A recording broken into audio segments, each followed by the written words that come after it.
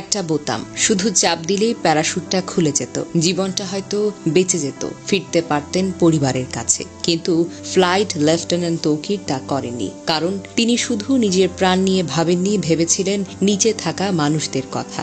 বিমানের emergency system সক্রিয় থাকলেও তিনি সিট ত্যাগ করেননি।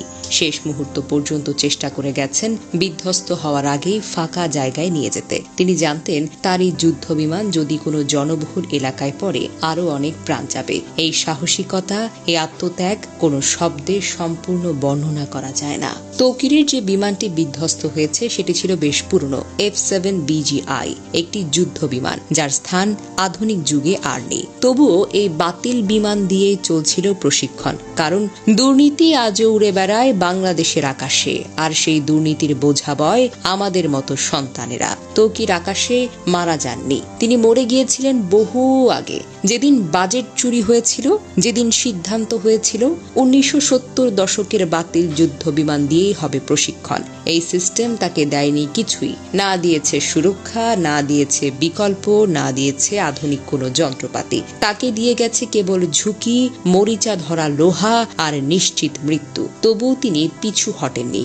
দেশ, দায়িত্ব আর মানুষ, এসবের কাছে নিজের প্রাণকেও তুচ্ছ মনে করেছিলেন। উত্তরার আকাশে ফ্লাইট লেফটেন্যান্ট তৌকির একা মারা যাননি। এই ভয়াবহ দুর্ঘটনায় আরো অনেক প্রাণ ঝরে গেছে। আমরা গভীরভাবে শোকাহত। শহীদ তৌকির সহ সকল নিহতের আত্মার মাগফিরাত আমরা কামনা করি। আহতদের জন্য দোয়া করি, আল্লাহ যেন তাদের দ্রুত আরোগ্য দান করেন। আমাদের একটাই প্রার্থনা, আর যেন কোনো তরুণ তৌকিরকে একটা মরিচে ধরা যুদ্ধ বিমানের সঙ্গে জীবন বিসর্জন দিতে না হয়।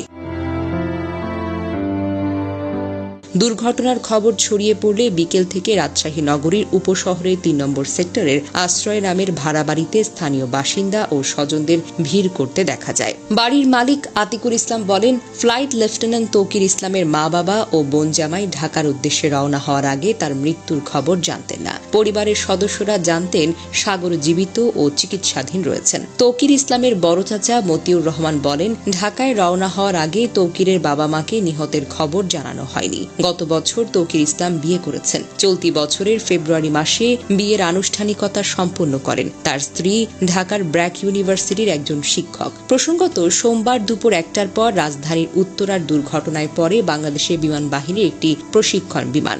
বিমানটি উত্তরার মাইলস্টোন স্কুল অ্যান্ড কলেজের একটি ভবনে গিয়ে পড়ে যায় এবং বিধ্বস্ত হয়। সঙ্গে সঙ্গে বিমান ও স্কুল ভবনটিতে আগুন ধরে যায়। যে ভবনে এটি বিধ্বস্ত হয় সেখানে বহু স্কুল পর্যায়ের শিক্ষার্থী ছিল, যাদের বেশিরভাগই হতাহত হয়েছে।